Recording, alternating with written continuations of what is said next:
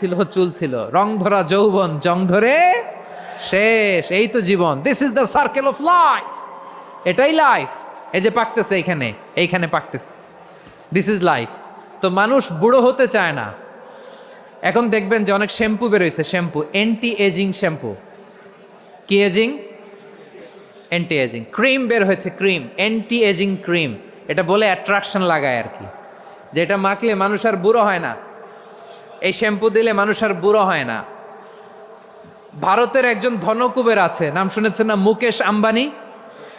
ওনার স্ত্রী নীতা আম্বানি, আমি একটা নিউজে দেখলাম যে তিনি গোল্ড ওয়াটার খেয়েছেন। এক বোতল গোল্ড ওয়াটারের দাম মোস্ট লাইকলি $60,000।